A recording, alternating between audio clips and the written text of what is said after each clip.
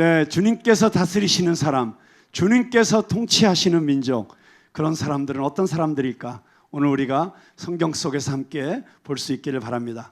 우리가 올해 시작하면서 로잔 대회와 함께 사도행전을 강해하기 시작했는데 벌써 몇 주 남지 않았습니다. 이제 마지막을 향해 달려가고 있는데 오늘은 사도행전 27장 20절부터 26절의 말씀 함께 교독하도록 하겠습니다.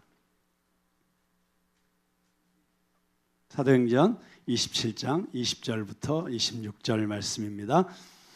여러 날 동안 해도 별도 보이지 아니하고 큰 풍랑이 그대로 있음에 구원의 여망마저 없어졌더라. 여러 사람이 오래 먹지 못하였음에 바울이 가운데 서서 말하되 여러분이여 내 말을 듣고 그레데에서 떠나지 아니하여 이 타격과 손상을 면하였더라면 좋을 뻔하였느니라. 내가 너희를 권하노니 이제는 안심하라.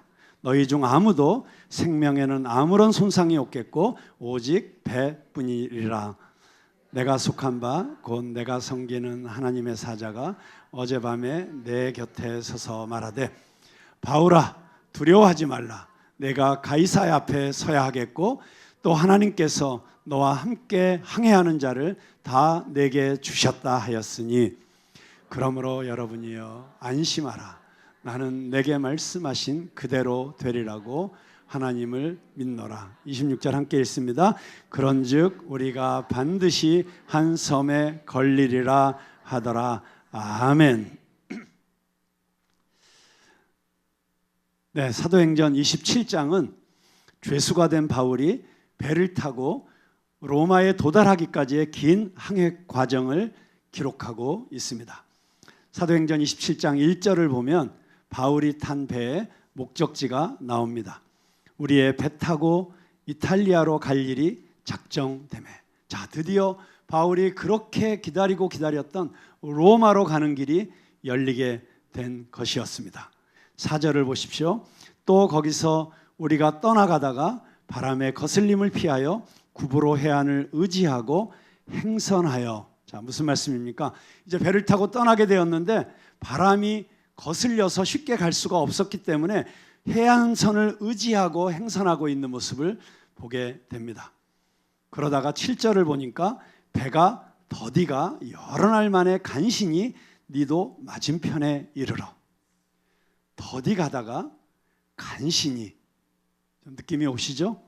네, 항해는 더디어지기 시작합니다. 그러다가 9절을 보니까 여러 날이 걸려 금식하는 절기가 이미 지났으므로 행선하기가 위태한지라 바울이 저희를 권하여. 자, 금식하는 절기가 지났는데 그것은 무슨 말을 의미하냐면 이제 지중해 연안에 광풍이 몰아닥치는 태풍의 시즌이 왔다는 것을 의미합니다. 그래서 이 바울의 항해 앞길에 커다란 위험이 있을 것이라는 것을 예감할 수 있게 해줍니다. 자, 13절 보십시오. 남풍이 순하게 불매 그들이 뜻을 이룬 줄 알고 닻을 감아 그레데 해변을 끼고 항해하더니. 그런데 뜻밖에도 바울은 우리가 항해하는 중에 큰 위험이 있을 것이니 여기서 좀 쉬었다 가자라고 했는데 그 당시에 지중해 연안에 이 항로와 기후를 꿰고 있었던 선장과 선원들은 그 말을 듣지 않고 항해를 계속합니다. 그런데 남풍이 순조롭게 부는 거예요. 뜻을 이룬 줄 알고 열심히 해변을 끼고 항해를 하고 있습니다. 그런데 그 다음 절 14절을 보십시오. 얼마 못 되어 섬 가운데로 유라굴로라고 하는 광풍이 대작하니. 뜻밖의 큰 광풍이 바울이 타고 있는 배를 덮치게 됩니다. 그래서 결과적으로 오늘 저희가 함께 읽게 된 본문 20절에 보면 이에 타고 있는 승객들이 절망적인 상태에 이르고 있는 것을 보여주고 있습니다. 여러 날 동안 해와 별이 보이지 아니하고 큰 풍랑이 그대로 있음에 구원의 여망이 다 없어졌더라. 처음 광풍이 몰아닥칠 때만 해도 얼른 이 지역을 통과하면 이 모든 어려움이 없어지겠거니 하고 애를 썼는데 여기 보니까 여러 날 동안 해와 별이 보이지 아니하였다. 밤낮으로 광풍이 몰아닥치고 정말 앞을 분간할 수 없는 폭우가 쏟아지고 그리고 커다란 파도가 덮쳐와서 배가 이리 흔들리고 저리 흔들리고 마치 우리가 즐겨 부르는 찬송 가운데 캄캄한 밤 사나운 바람 불 때 만경창파 망망한 바다 위에 외로운 배 한 척이 떠나가니 아 위태하구나 위태하구나. 딱 이 찬송가의 가사처럼 정말 언제 이 배가 뒤집혀서 이 배에 탄 모든 사람이 죽게 될지 알 수 없는 그런 상황이 전개되고 있는 것입니다. 어쩌면 지금 이 사도행전 27장에 등장하고 있는 이 모든 사건들, 이 바울의 항해의 모습이 어쩌면 우리 모두의 인생의 모습과 닮아 있지 않을까 생각을 합니다.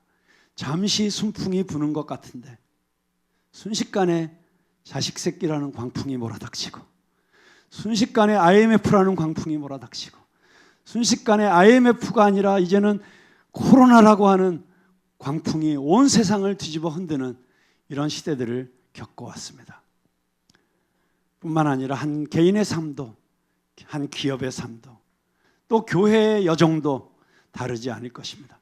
복음이 이 땅에 들어오고 난 이후 지난 140여 년 우리 역사의 흐름과도 비교해 볼 수 있지 않겠습니까? 끊임없이 어려움이 닥쳐오고 태풍이 지나갔다 안심한 그 순간 다시 하늘 저 끝에서 먹구름이 시작되는 것을 볼 때 그런 느낌으로 어쩌면 우리 믿음의 선배들은 살아오지 않았습니까? 우리는 저마다 삶의 목적지를 정하고 그 목적지를 향한 항해를 시작합니다. 우리가 타고 있는 인생이라는 배의 항해는 때로 순항을 하지만 때로는 난항을 겪기도 합니다. 때로는 속도를 내어 달리기도 하고 때로는 더디게 나아가기도 합니다. 그러다가 어느 날 노도처럼 불어오는 광풍에 휩쓸려 인생을 포기하고 싶을 만큼 절망적인 상태에 이르기도 합니다. 그러나 놀라운 사실이 있습니다. 이 풍랑 속에서 바울이라고 하는 사람은 큰 평안을 누리고 오히려 이 배에 타고 있었던 276명의 승객들을 안심시키고 있었던 것입니다. 인생의 풍랑이 닥쳐올 때, 아니 때로는 광풍이 몰아칠 때 근심하고 걱정하고 두려워하는 사람들이 대부분일 것입니다. 그러나 하나님의 사람들의 진가는 바로 그런 위기의 때 드러나는 것이라고 저는 믿습니다. 그렇다면 오늘 이 말씀 속에 등장하는 이 사도 바울, 그의 이 위대한 믿음의 비밀, 평안의 비밀은 무엇일까요? 오늘 본문 가운데서 저는 세 가지를 여러분들에게 말씀드리고 싶습니다. 첫 번째로 우리는 이 풍랑 속에서, 이 격동 속에서 주님의 음성을 들어야 합니다.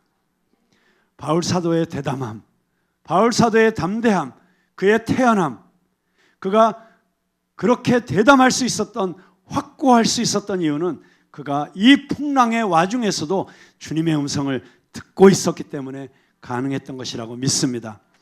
바울은 하늘과 땅을 지으신, 그리고 이 바다와 이 파도를 다스리시는 분에게 자기의 시선을 맞추고 있었습니다. 그리고 그에게는 이 풍랑의 와중에서도 하나님의 음성을 들을 수 있는 영적인 귀가 열려 있었습니다. 본문 23절에 보니까 하나님의 사자가 이 풍랑 중에 바울의 곁으로 다가오십니다. 바울은 그것에 대해서 이렇게 말하고 있습니다. 내가 속한 바, 내가 누구에게 속해 있다고요? 나의 섬기는 하나님. 우리 모두가 하나님께 속해 있게 되기를 주님의 이름으로 축복합니다. 우리가 하나님께 속해 있을 때 하나님께서 우리를 결코 내버려 두시지 않습니다. 어떤 상황 속에서도 여러 가지 방법으로 우리에게 말씀하십니다. 그 하나님의 사자가 어젯밤에 내 곁에 서서 말하되, 이 풍랑 속에서 바울이 끝까지 붙들고 있었던 것은 하나님과의 친밀하고도 개인적이고도 생생한 교제였습니다. 이 교제를 통해서 하나님께서 말씀하실 때, 그 하나님의 음성을 들을 수 있었을 때 하나님께서 택하신 자는 절대로 버리시지 않는다는 확신을 갖게 되었을 때 바울에게는 더 이상 절망할 이유가 없었습니다. 우리가 예수 그리스도는 우리의 유일한 소망이라고, 이 민족의 소망이라고, 고난당한 자들의 소망이라고 고백할 수 있을 이유는 우리가 주님의 음성을 들을 수 있기 때문입니다. 제가 넷플릭스라는 이 OTT가 생기고 난 다음에 너무 감사한 게 있어요. 그냥 극장에서 상영하고 지나갔으면 절대로 볼 수 없었던 영화들을 가끔 보게 된다는 거예요. 제가 몇 년 전에 본 영화 중에 33이라는 영화가 있었습니다. 2010년 10월 13일 칠레 코피아포라고 하는 시의 인근에 산호세라고 하는 그런 광산이 있었습니다. 그런데 그 광산이 무너져 버렸습니다. 그래서 33명의 광부가 69일간 지하 700m 갱도에 갇혀 있었습니다. 69일간 살아남을 수 있었겠습니까? 48시간마다 숟가락 2개 분량의 참치캔, 참치, 그리고 쿠키 반 조각, 우유 반 컵으로 생존하기 위해서 몸부림치는 이야기가 실화였기 때문에 별다른 과장 없이 너무나도 생생하게 그려지고 있었습니다. 얼마나 절망적이었을까요? 그런데 놀랍게도 이들이 다 구조되는 기적 같은 역사가 일어납니다. 그런데 이 이야기의 반전이 언제부터 시작되는가? 구조대가 여러 가지 방법으로 드릴을 뚫어가지고 드디어 17일째 그 구멍이 뚫려서 700m 지하에 갇혀 있었던 광부들과 지상에 있는 구조대 사이에 교신이 시작된 것이었습니다. 그 순간부터 이 캄캄한 어둠 속에 있던 광부들 사이에 반전이 일어나기 시작합니다. 이제는 살 수 있다는 희망이 생기기 시작합니다. 바로 그 희망이 그들이 버텨낼 수 있는 힘이 되었다고 하는 것입니다. 여러분, 기도는 바로 이런 것입니다.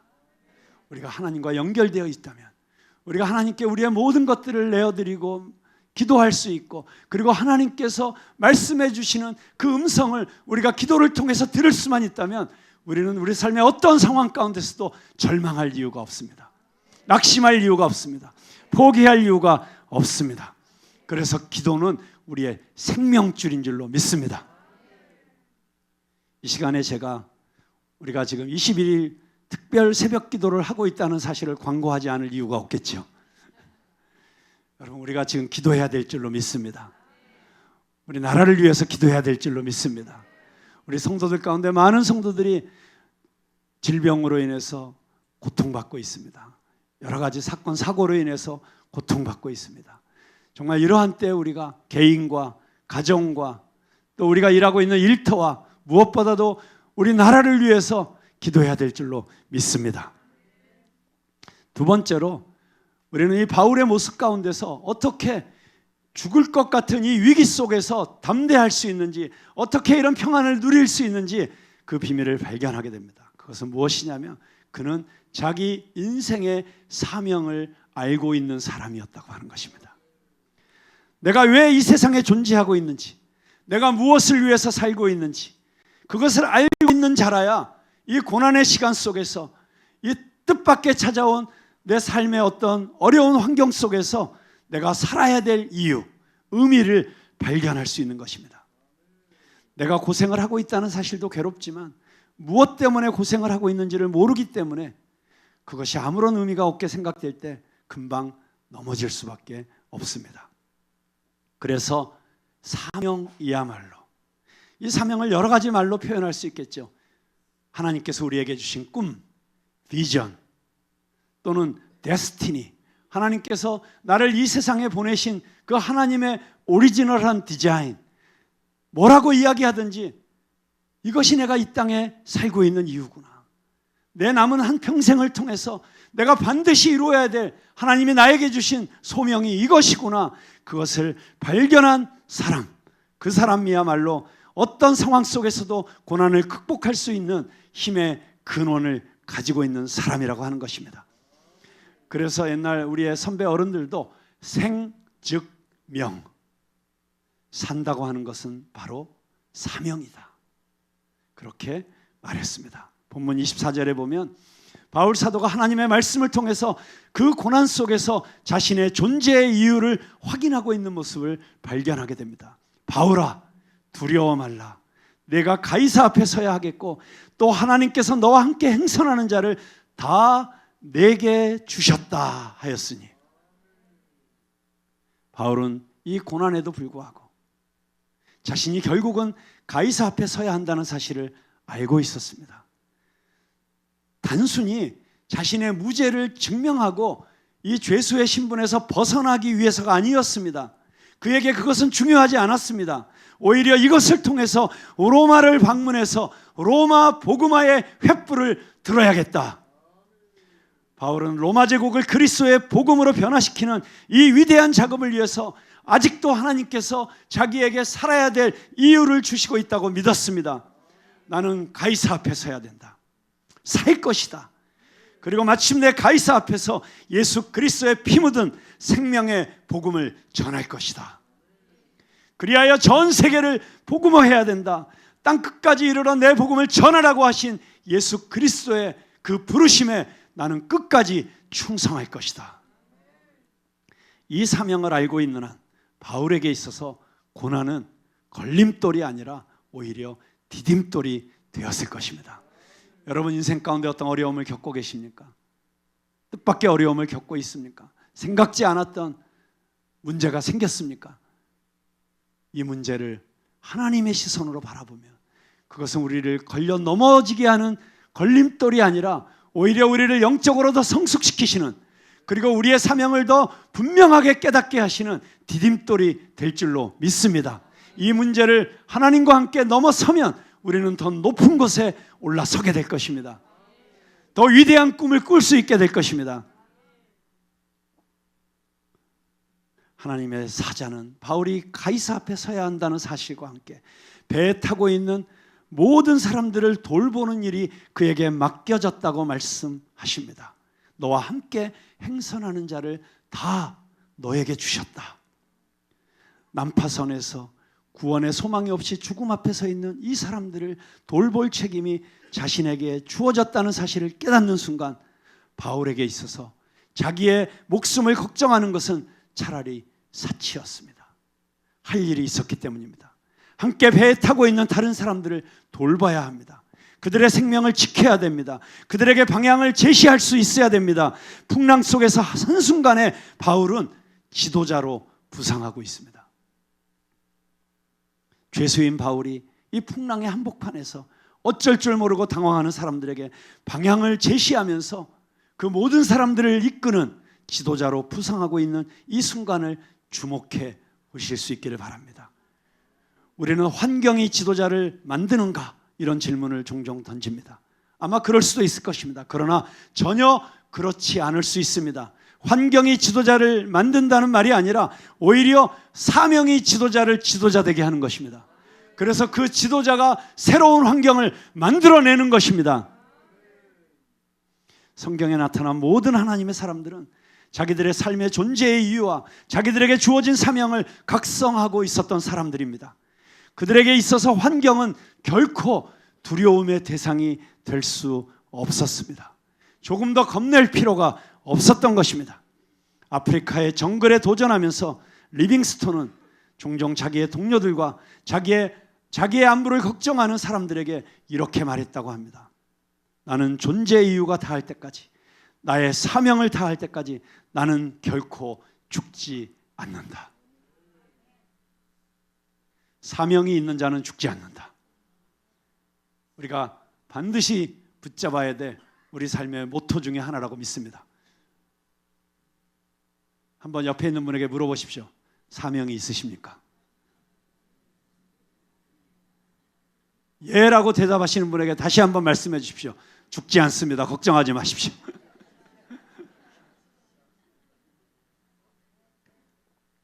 여러분, 이렇게 자기의 사명을 분명하게 깨닫고 있는 사람들이라야 오히려 풍랑을 향해서 도전할 수 있습니다. 그리고 일렁이는 풍랑의 한복판에서 찬양할 수 있고 오히려 주변 사람들을 돌보고 주변 사람들에게 소망을 줄 수 있는 지도자의 자리에 설 수 있는 것입니다.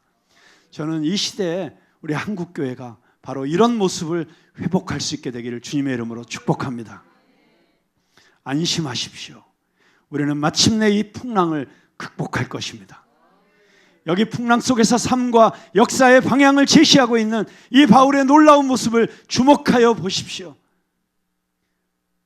우리 그리스도인 한 사람 한 사람이 우리의 삶의 자리에서 우리 주변에 있는 친구들에게, 동료들에게, 불안해하는 사람들에게 우리 민족이 나아갈 방향과 우리 한국교회가 나아갈 방향과 그리고 우리가 지금 어떤 곳을 향해서 나아가야 되는지를 정확하게 보여줄 수 있는 한 사람 한 사람이 이 시대의 나침판의 역할을 할 수 있게 되기를 주님의 이름으로 축복합니다.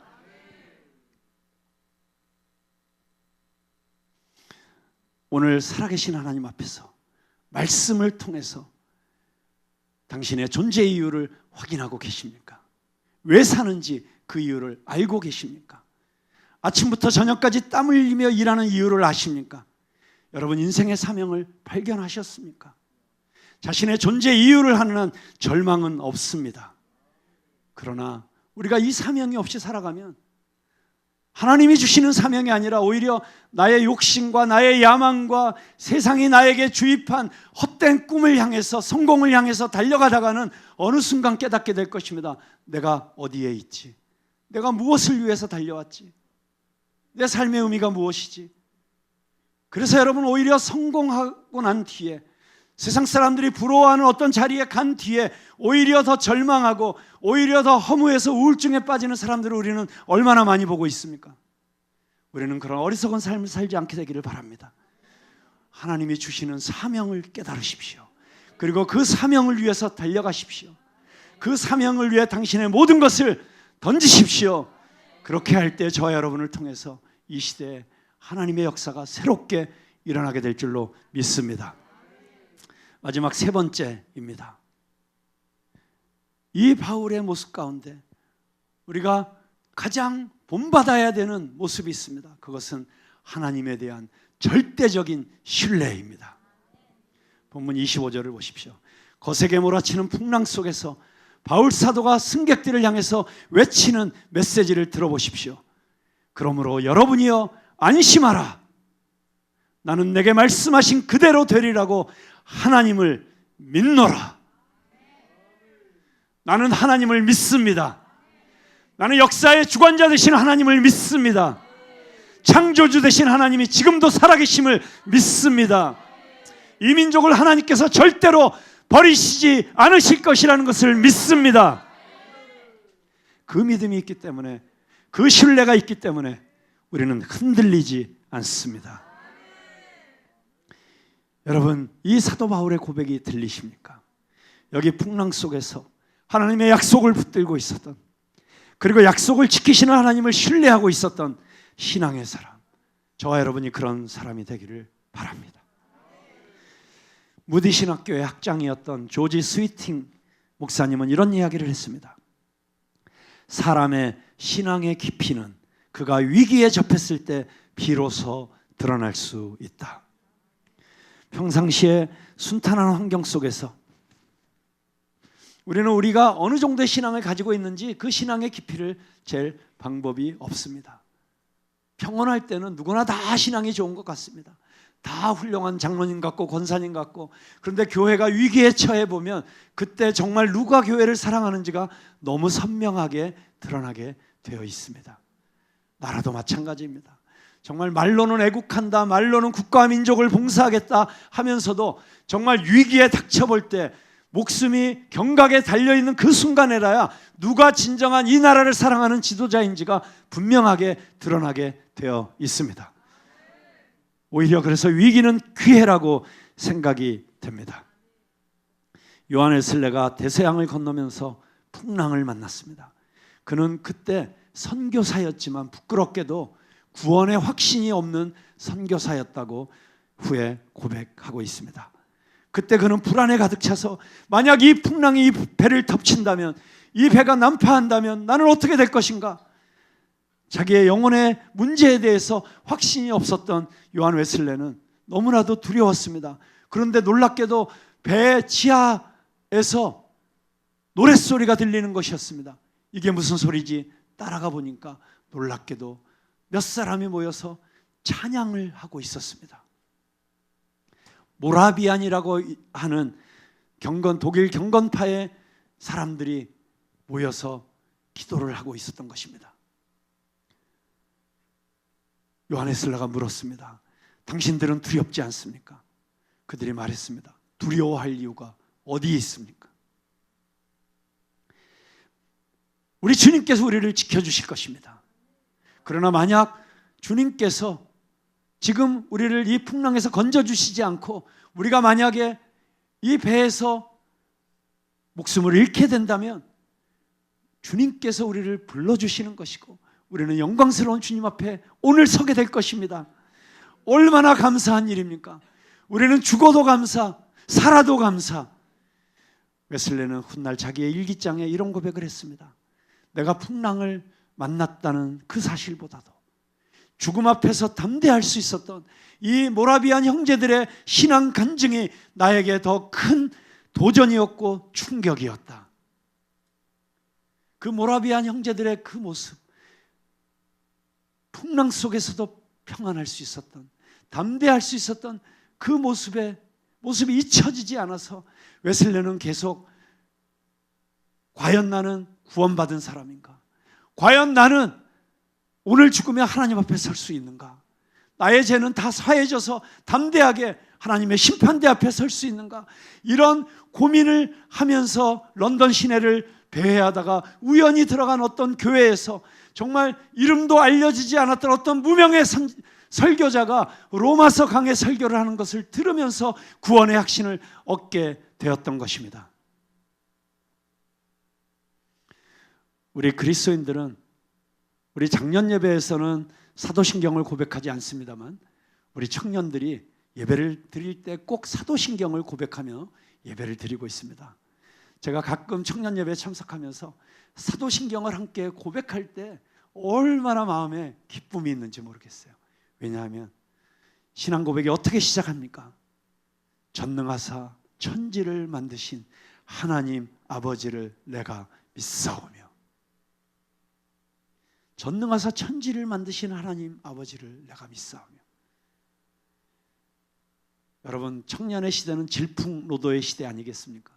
정말 수많은 고민, 정말 내가 지금 이 공부를 하는 게 맞는가? 지금 내가 이 직장에 들어가는 게 맞는가? 내가 이 자매를 만나서 내가 결혼을 해야 되는 게 맞는가? 차라리 그런 고민은 사치한 고민이죠. 왜 나에게는 아직도 보이프렌드, 걸프렌드가 없는가? 과연 나는 졸업하고 직장에 들어갈 수가 있는가?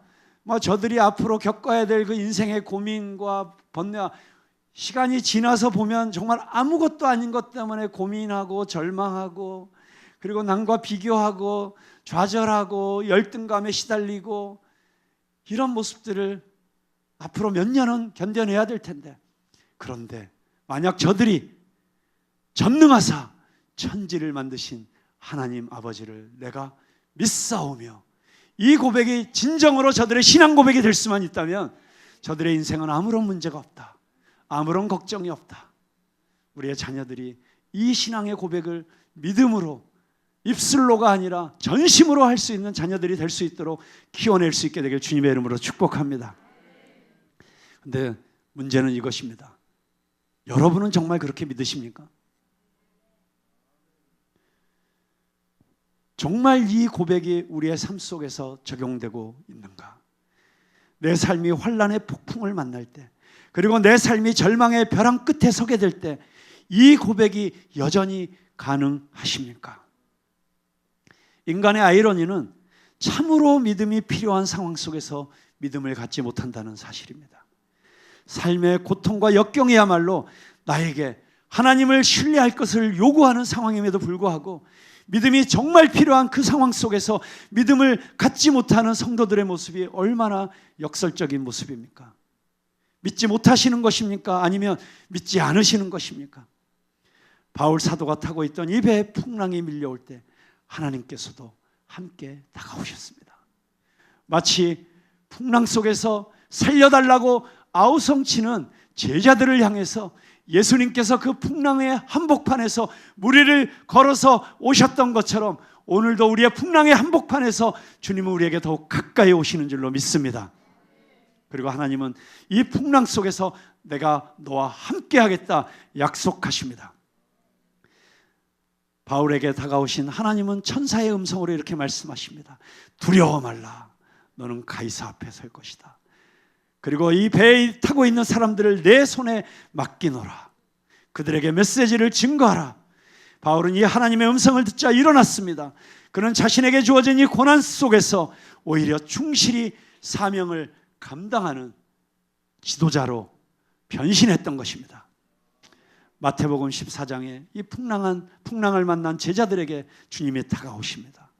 이 겁에 질린 제자들에게도 주님은 동일하게 말씀하십니다. 안심하라. 내니 두려워 말라. 그럼에도 불구하고 안심 오지 못하고 당황하며 엎치락뒤치락 하고 있는 제자들을 향해서 주님께서 마침내 이렇게 말씀하십니다. 31절입니다. 믿음이 적은 자들이여 어찌하여 의심하였느냐.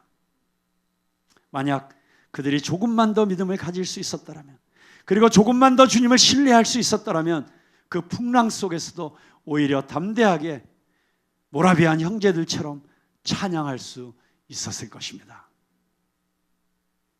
저와 여러분이 우리 인생의 풍랑과 한복판에서 이 믿음을 가질 수 있게 되기를 주님의 이름으로 축복합니다. 자, 여러분이 본문이 기록된 27장의 클라이막스가 무엇인지 아십니까? 오늘 27장 34절과 35절을 보면 바울은 배 갑판에 사람들을 다 모으고 축사를 시작합니다. 한번 같이 읽어보겠습니다. 34절부터 35절 시작. 음식 먹기를 권하노니 이것이 너희의 구원을 위하는 것이요 너희 중 머리카락 하나도 잃을 자가 없으리라 하고 떡을 가져다가 모든 사람 앞에서 하나님께 축사하고 떼어 먹기를 시작하매. 아멘. 여러분 마치 성찬식의 한 장면 같지 않습니까? 상상해 보십시오. 지금 풍랑이 광풍이 일고 있습니다. 배는 미친 듯이 흔들리고 있습니다. 사람들은 절망의 벼랑 끝에서 생사의 갈림길에서 아우성치고 있었습니다. 정말 혼비백산했습니다. 그런데 이 사람들을 잠잠하게 한자리에 모아놓고 축사를 하고, 축사한다는 것은 무엇입니까? 감사 기도를 올렸다는 것입니다. 그리고 떡을 떼어 사람들에게 나누어 주니 사람들이 다 먹고 안심했다. 하나님 감사합니다. 하나님 감사합니다. 여러분, 우리의 영적 전쟁의 가장 강력한 무기가 무엇인지 아십니까? 감사입니다. 내 삶에 일어나고 있는 여러 정황 가운데 불평할 일, 하나님을 원망할 일, 그것들을 카운트하면서 내 인생은 왜 이런가 생각하고 있는 사람들은 소망이 없습니다.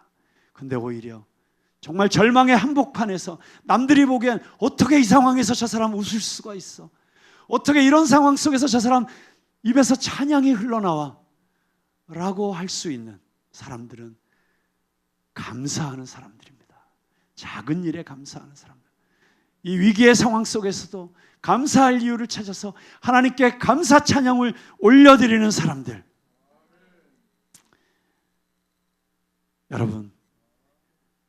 여러분 자신의 이 삶의 항해 가운데 여러분은 어떻게 살고 계십니까? 하늘을 바라보고 계십니까? 이 풍랑의 한복판에서도 오히려 천국의 잔치를 여시겠습니까? 지난 금요일 날 저희 한홍 30주년을 맞아서 저희 교회 성도님들이 한 30명 정도가 감사 예배를 함께 드렸습니다. 정말 눈물의 도가니였습니다. 정말 천국의 잔치였습니다. 이 엄중한 시국의 한복판에서 저는 그 순간만큼은 정말 이 세상을 잠시 잊고 하나님만 바라보며 하나님께서 우리 인생에 베풀어 주시는 그 놀라운 영광스러운 삶의 축복을 경축하면서 잔치를 드렸습니다. 여러분, 오늘 이 예배의 자리가 바로 그런 자리인 것입니다. 우리의 삶의 자리가 어떠하든지, 우리의 삶의 정황이 어떠하든지, 현재 이 역사의 풍랑이 어떻게 거세게 몰아닥치고 있든지, 오늘은 이곳에서 살아계신 하나님, 우리의 인생을 책임지시는 하나님, 반드시 우리의 인생에 승리를 주시는 하나님, 그 하나님을 바라보며 감사하며 경축하며 찬양하는 자리가 이 주일 예배 자리가 될 줄로 믿습니다. 그래서 여러분, 우리는 교회에 오면 기뻐하는 것입니다. 교회에 오면 사람들이 실성한 것 같을 때가 있어요. 이런 상황에서 기뻐하며 와 함께 춤추고 찬양하고 지금 주님이 나오느냐. 여러분, 우리는 하늘나라에서 벌어질 천국의 잔치를 미리 맛보면서 지금 이 순간에, 이 예배 시간에 그 하늘을 맛보고 다시 우리의 세상 속으로 나아가는 것입니다. 그래서 우리가 천국을 품고 나아갈 때 우리가 가는 그곳이 하나님이 다스리시는 천국이 될 줄로 믿습니다. 하나님의 통치가 임하는 자리가 될 줄로 믿습니다. 그래서 우리는 바울처럼 고백할 수 있습니다. 하나님 감사합니다. 그러고 보니까 바울이 왜 로마서 8장 28절에서 이런 고백을 할 수 있는지 알겠어요. 하나님을 사랑하는 자, 곧 그 뜻대로 부르심을 입은 자들에게는 모든 것이 합력하여 선을 이루느니라. 바울이 가지 말자고 했잖아요. 지금 이대로 가면 큰 위험을 당할 것이라고 가지 말자고 했잖아요. 근데 선장이 말 안 듣고 출항을 했잖아요. 실수한 것이죠. 잘못한 것이죠. 그런데 오히려 하나님께서는 인간의 잘못 가운데서 오히려 그것 가운데서 그가 일하셔서 더 큰 선을 이루어내시는 하나님. 그래서 그 하나님이 지금도 일하시고 계심을 믿습니다. 여러분, 로마서 8장 28절은 제가 계속해서 강조하지만 그냥 세옹지마, 알아서 잘 될 거야, 막연한 기대와 막연한 희망이 아니에요.